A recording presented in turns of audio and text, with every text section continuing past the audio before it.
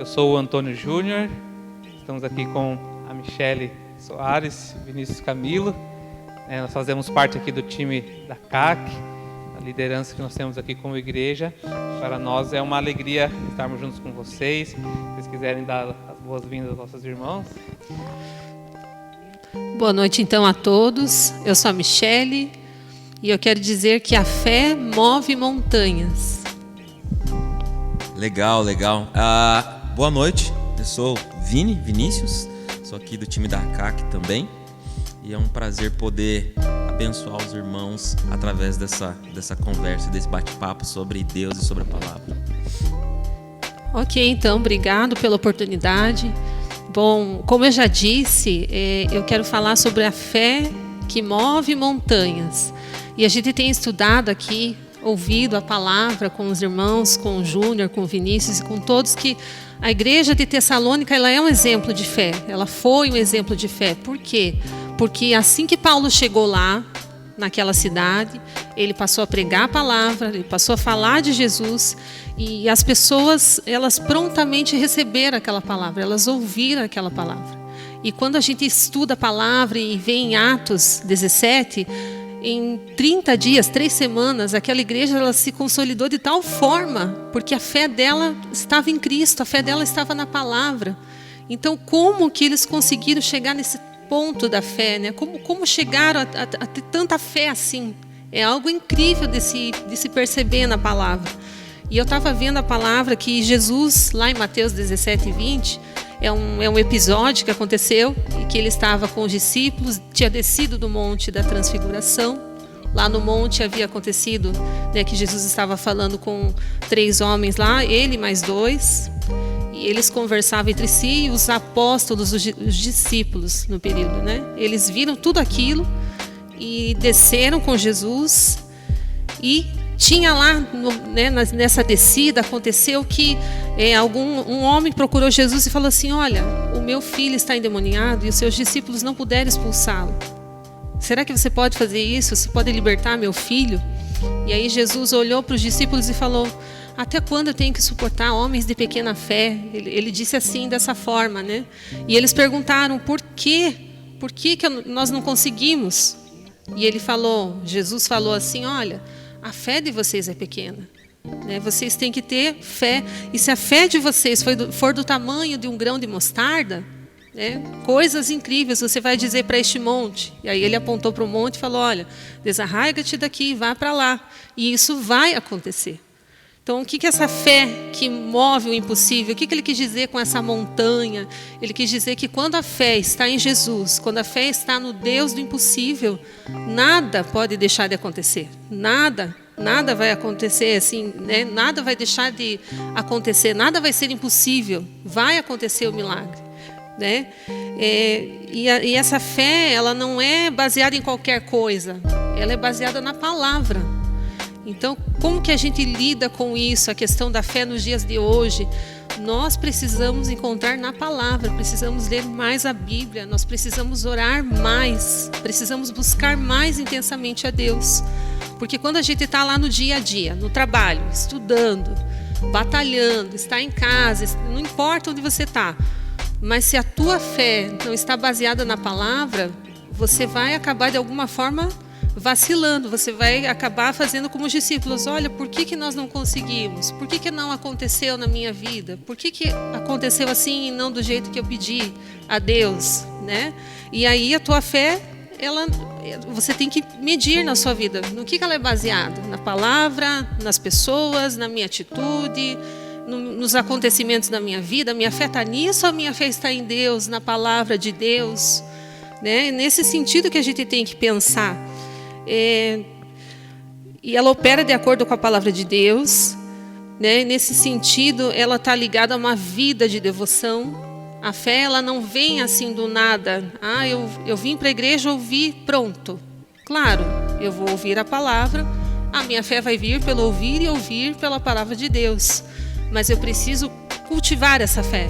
Eu preciso trabalhar nisso, eu preciso me mover para isso, não somente lendo a Bíblia, não somente congregando, ouvindo a pregação, mas em oração, em jejum, em busca a Deus. Pegando um pouco de gancho, né, nisso que a Michele falou, né, a fé é fundamental para o amor, né? A palavra diz que a fé é a certeza das coisas que você não vê. E para amar você precisa ter muita fé.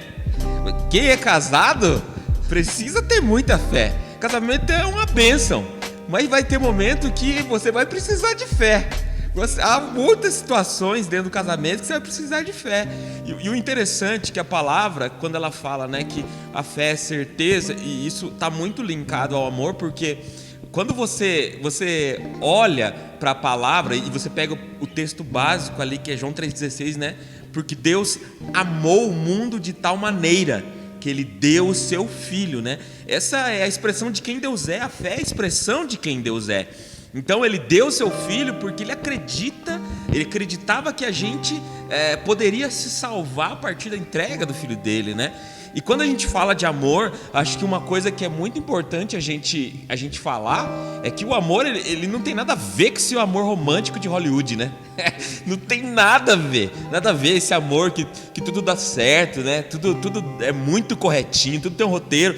E não tem, cara, assim, sabe? O amor é muito uma decisão, né? É uma decisão. Uma decisão, quem está dentro do casamento, assim, é uma bênção você tá dentro do casamento. Eu, particularmente, cara, não me vejo fora do casamento, assim. Eu acho uma instituição muito massa, eu gosto de ser casado. Mas quando a gente fala do amor, ele não é um amor romântico, esse amor hollywoodiano, romântico, né? De flores. O amor, principalmente entre nós homens, assim, homem para com a mulher, nós seres humanos, né? É uma decisão. E quando a gente fala de amor, olha para João 3,16, a gente percebe que o texto ele começa dizendo assim, porque Deus amou o mundo, Ele deu, né?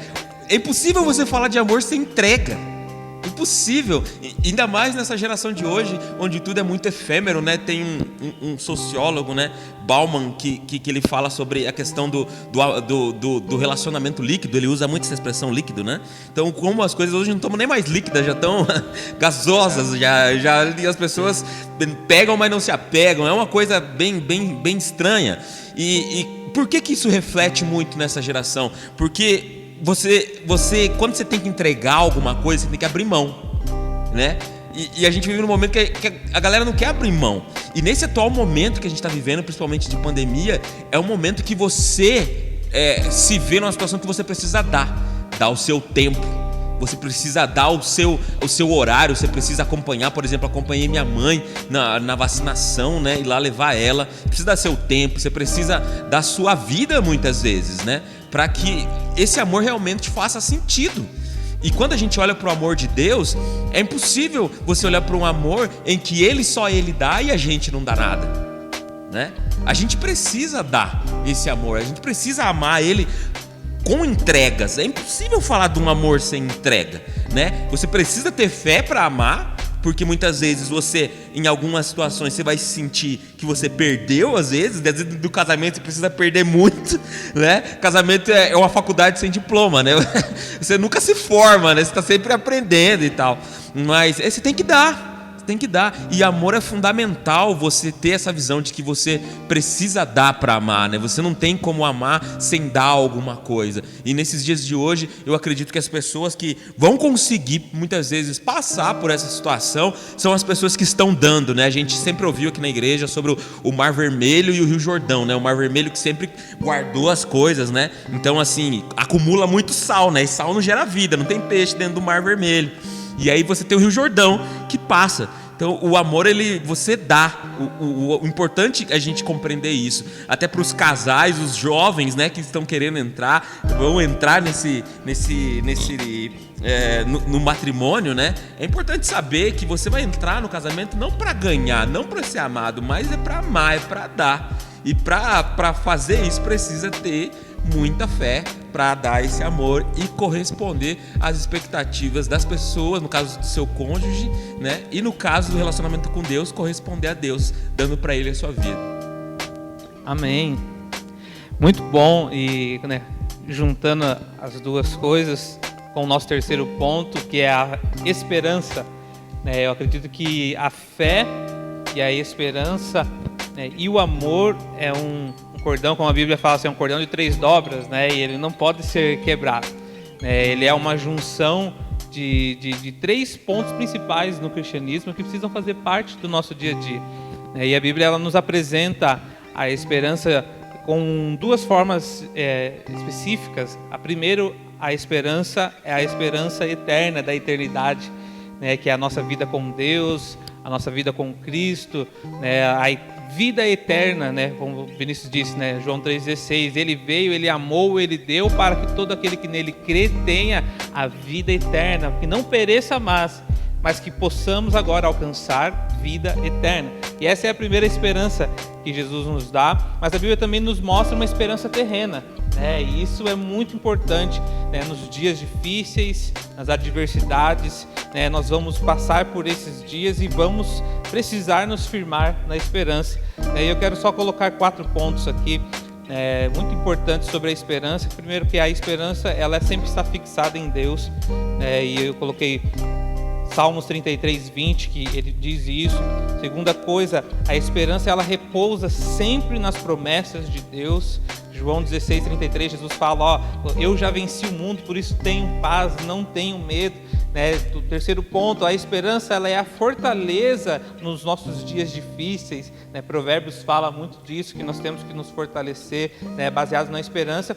E a esperança ela gera confiança em Deus. Então, como o Vini falou do amor, o amor, ele é uma escolha, ele é uma opção que nós fazemos. E quanto mais, eu não sei vocês, mas acho que quanto mais nós amamos, mais confiança temos. Sim, sim. E essa questão da esperança é algo muito que nos abre os olhos para um ponto muito importante.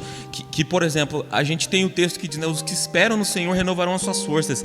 Muitas vezes a gente fica assim, tá, eu estou esperando, preciso ver. Não, você não precisa ver. Sim. Porque para renovar a sua esperança, né, os que esperam no Senhor renovarão as suas forças.